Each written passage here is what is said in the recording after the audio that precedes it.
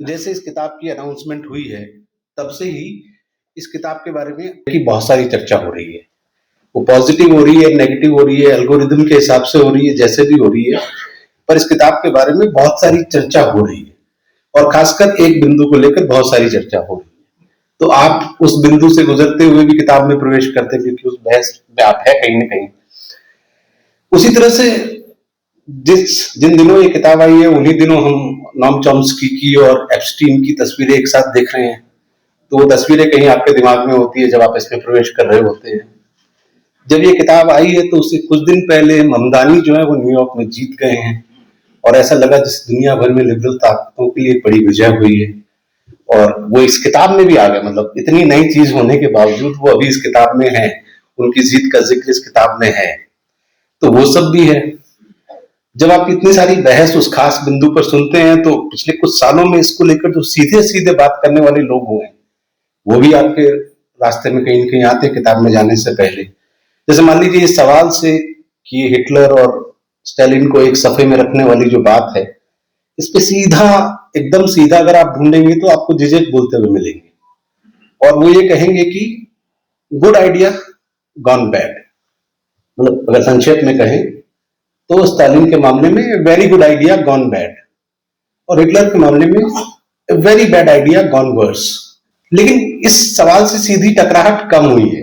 तो ये सब से गुजरते हुए और पूरे फेसबुक और इंस्टाग्राम और अब जो एक्स हो गया है, एक्स ट्विटर, उसके एल्गोरिदम से होते हुए जब आप किताब तक पहुंचते हैं तो आपका अपना पर्सनल भी साथ में आता है। मैं और अशोक एक दूसरे को 20 साल से जानते हैं। एक जमाने में मैं ही उससे स्टालिन के बारे में बहुत बहस करता था और तब अशोक की पोजीशन दूसरी हुआ करती थी जो पिछले 20 साल में इवॉल्व हुई है।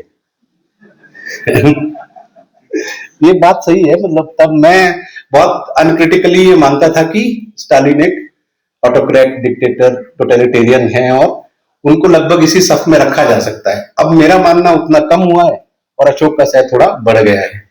तो वो हमारी एक जाति हिस्ट्री भी है इसमें। एक हिस्ट्री ये है कि हम लोग हिंदी लेखक और उस दुनिया से आते हैं, लेखन की दुनिया से। तो मुझे याद है अशोक जी यहाँ पर एक जमाने में पहल में एक व्याख्यानमाला के तहत एजाज अहमद साहब को बुलाया था।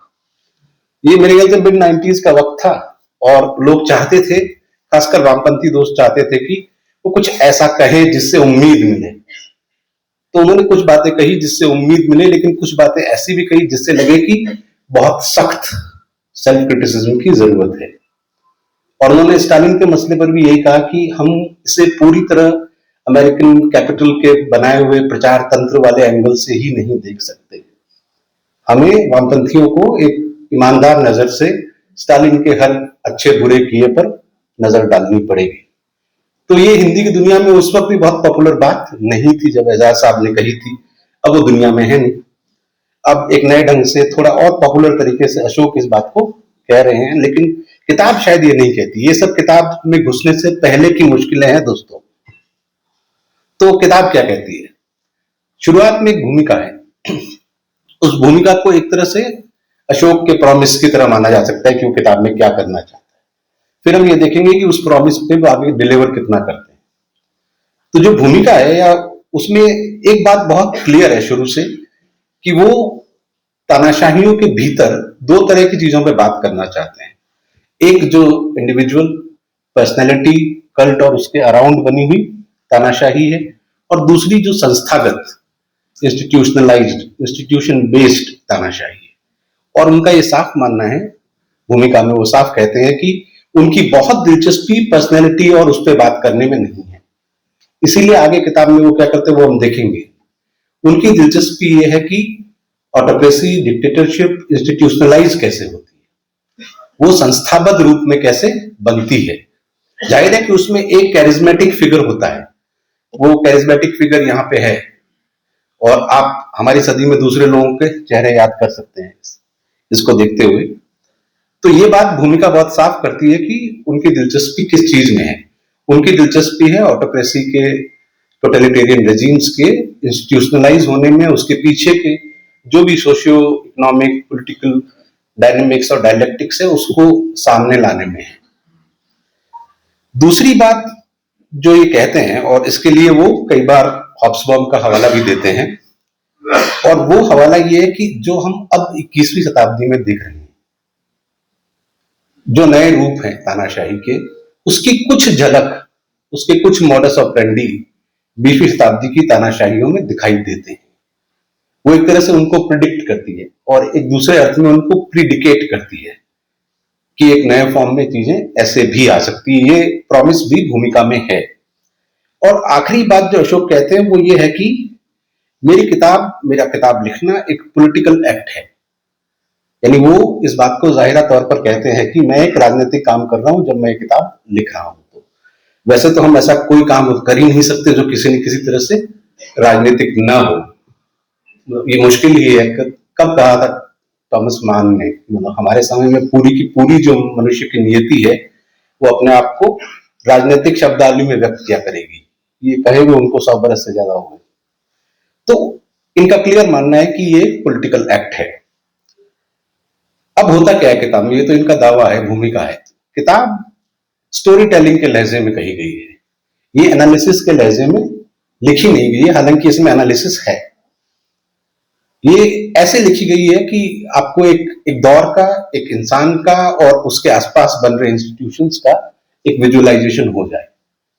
मान लीजिए अगर इसमें हिटलर या इदी अमीन या पिनोशे या स्टालिन के बारे में बात की गई है, तो मसला शुरू होता है कि वो किस बैकग्राउंड से आए, क्या किया, कैसे बड़े हुए, कैसे राजनीति तक पहुंचे, कैसे पार्टी तक पहुंचे, और उसके बाद एक तरह की पब्लिक हिस्ट्री जो है वो उसमें शामिल होती जाती है और वो बहुत क्रोनोलॉजिकल तरीके से आती है, एक के बाद एक मसला आता है उसमें।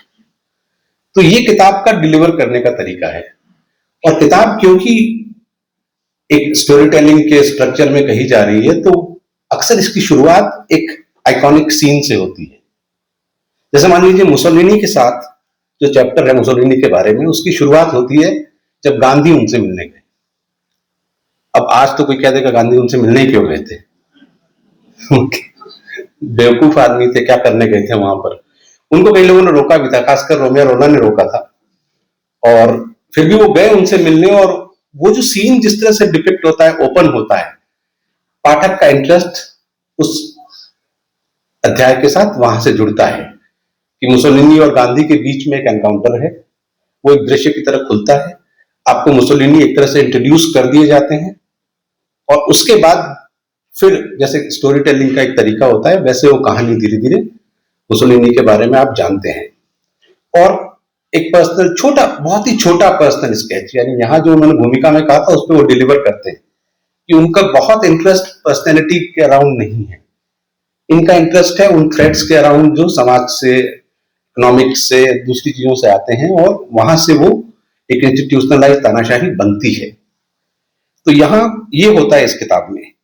एक मसला ये है कि क्योंकि वो सारा हम पुस्तक प्रवेश से पहले की बात कर चुके हैं, तो क्या कोई टोन में डिफरेंस है क्या? जब अशोक स्टालिन के बारे में बात कर रहे हैं या जब पिनोशे के बारे में बात कर रहे हैं, हिटलर के बारे में बात कर रहे हैं, तो क्या कोई टोनल डिफरेंस है डिस्क्रिप्शन में, कहने में?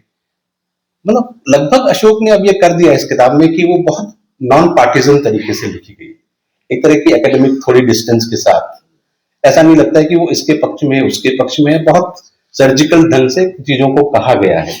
टोनल डिफरेंस आपको बहुत ज्यादा नहीं लगेगा, आपको कहीं भी ऐसा नहीं लगेगा कि दोनों को बराबर कर दिया है, कहीं ऐसा नहीं लगेगा कि दोनों में से किसी एक को किसी पेडेस्टल पे रख दिया है।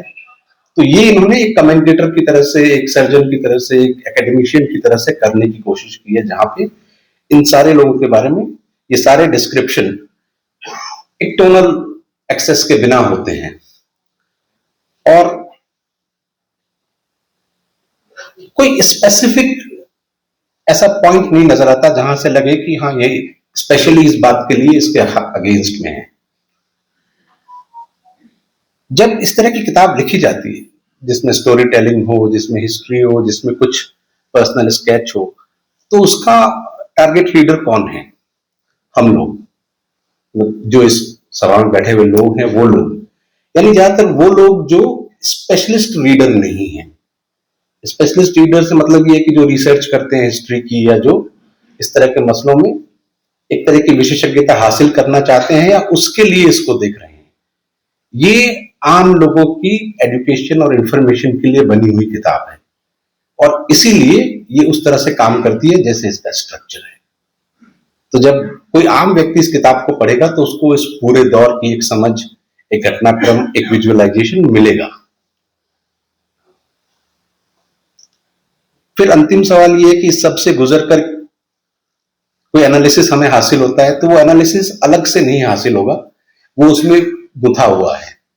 जिस तरह से सारा डिस्क्रिप्शन चलता है उसमें वो एनालिसिस गुथा हुआ है कि एक लेखक उन परिस्थितियों को कैसे, एक हिस्टोरियन उस परिस्थिति को कैसे एनालाइज कर रहा है। और इसीलिए इस किताब को अलग से अपनी पॉलिटिक्स या आइडियोलॉजी बताने की जरूरत नहीं पड़ेगी। मुझे उम्मीद है कि वो उस डिस्क्रिप्शन में से, उन विवरण में से, उन सब में से गुजर के सामने आ जाती है। और वैसे भी दोस्तों, हम जितने लोग यहाँ बैठे हैं उनमें से कुछ एक अपवादों को छोड़कर, जैसे अभिसार भाई यहाँ पर हैं और अजीत अंजुम हैं, ऐसे कुछ लोग हैं जिनको छोड़कर बाकी बहुत कम लोग होंगे जिनकी राजनीति, जिनकी आइडियोलॉजी, जिनका काम इतना पब्लिक व्यू में है जितना अभी अशोक का है। राकेश जी भी हैं यहाँ पर।